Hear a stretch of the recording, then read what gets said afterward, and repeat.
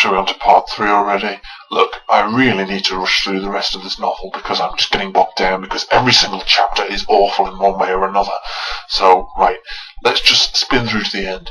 Eric writes an opera called The Angel of Shiloh, all about the American Civil War or something. Forsythe rips off the Andrew Lloyd Webber musical even more by having Eric taking the place of the lead singer on stage.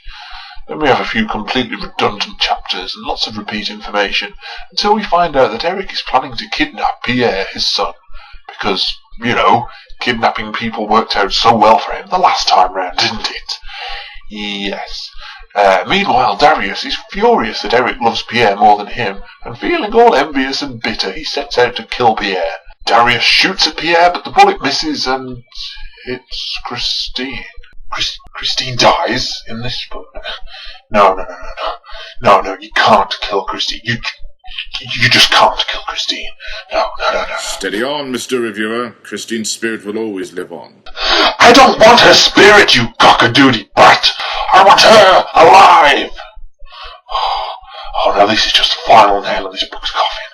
Anyway, so, alright then, okay, Christine gets shot and she lies in a pool of blood and explains to her little crying son all about his real father. So Pierre is all of a sudden like, okay, I'm going to go and live with this guy in a mask who I've never met before and leave the man who raised me for the last 13 years or so. Oh, Forsythe, how dare you criticise LaRue for not making sense? Okay, I admit it, he may not have made sense in 1 or 2 lines in the book, but your whole entirety of this stupid book doesn't make sense. It's an unholy abomination of mankind, it's a piece of mucus-stained feces, it's a wheelbarrow of decomposed ass, it's a stinking, putrid, badly written, pompous, confusing, incoherent diarrhea explosion, and I just don't like it. Forsythe, you have been judged guilty of murdering the LaRue novel and the Andrew Lloyd Webber musical, and since your novel is the basis for the Love Never Dies musical sequel, you've probably murdered that musical as well, and Andrew Lloyd Webber's career, so you are guilty and you are sentenced to death by crows. Crows with freaking laser beams on their heads. No, please. Not the crows. Not the crows. No. Hey! Help me, I say. Please. Not the crows. You were once my one companion. You were all that mattered. You were once an ardent lover. Then your nuts got splattered. Wishing you had both your nuts again. Wishing you still had a pair.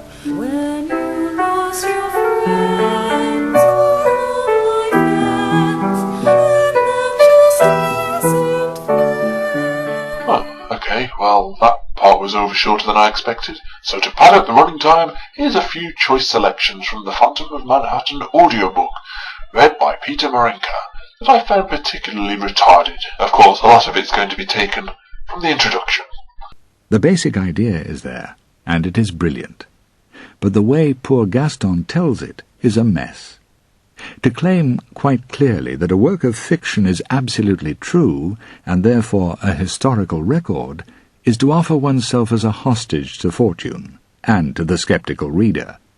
Because from that moment on, every single claim made that can be checked must be absolutely true.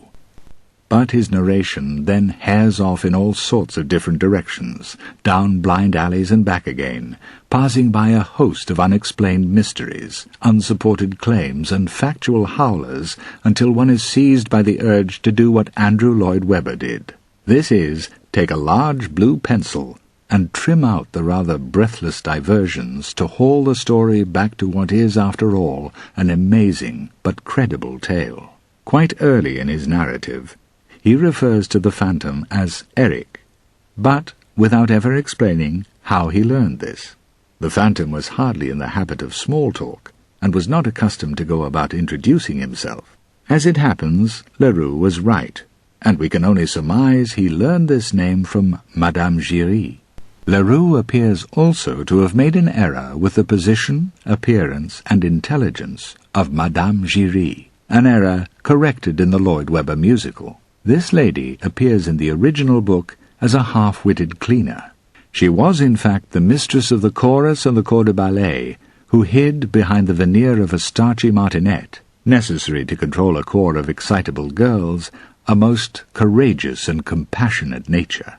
One must forgive Leroux for this, but he was relying on human memory, that of his informants, and they were clearly describing another woman. But far and away the most bizarre departure by Leroux from even the most basic rules of investigation and reporting is his end-of-book seduction by a mysterious character known only as the Persian. This strange mountebank is briefly mentioned twice in the first two-thirds of the story, and in a most passing manner. Leroux allows this man to take over the whole narrative and tell the entire story through his own eyes for the last third of the book. And what an implausible story it is. Yet Leroux never attempts to cross-check his allegations. Although the young Vicomte Raoul de Chagny was supposed to have been present at every stage of the events described by the Persian, Leroux claims he could not find the Vicomte later to check the story. Of course he could have. But in every other detail, Leroux seems to have swallowed the Persian's farrago of lies, hook, line, and sinker. Fortunately, there is one flaw in the Persian story, so glaring as to permit us to disbelieve the whole lot. He claimed that Eric had had a long and fulfilling life before coming to dwell in the cellars beneath the opera house. According to the Persian, this grotesquely disfigured man had travelled widely through Western, Central, and Eastern Europe, far into Russia, and down to the Persian Gulf. He then returned to Paris and became a contractor in the building of the Paris Opera under Garnier. This allegation has to be nonsense. To have been a contractor in the building of the opera, he would have had to conduct many business meetings, confront commissioning architects, negotiate with subcontractors and workers.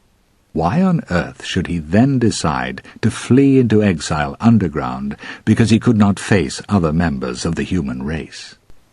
The only logical step for a modern analyst to take, as Andrew Lloyd Webber has already done with the musical, is to discount the Persian's accounts and allegations in their totality, and never more so than in disbelieving both the Persian and Leroux that the phantom died shortly after the events narrated.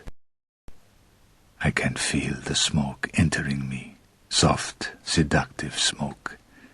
Behind closed eyes I can leave this shoddy, shabby slum. He is here now. I can feel his presence. Master, great God Mammon, I am on my knees before you. I have served you as best I have been able these many years, and have brought to your throne my earthly employer and all his stupendous wealth. I beg you to hear me, for I need your advice and help. I hear you, servant. What is your trouble? That man whom I serve here below, something seems to have entered him that I cannot comprehend. Explain. He thinks only of opera. There is no profit in opera. This I know, a fruitless irrelevance. Chapter 6. The Column of Gaylord Spriggs. To opera lovers of New York City, and even those within range of our great metropolis, I come bearing tidings of good news. War has broken out. It fell? Nocte means night. Night fell? No, night did not fall. It had already fallen. He was looking up at the sky, and accidet means it befell or happened.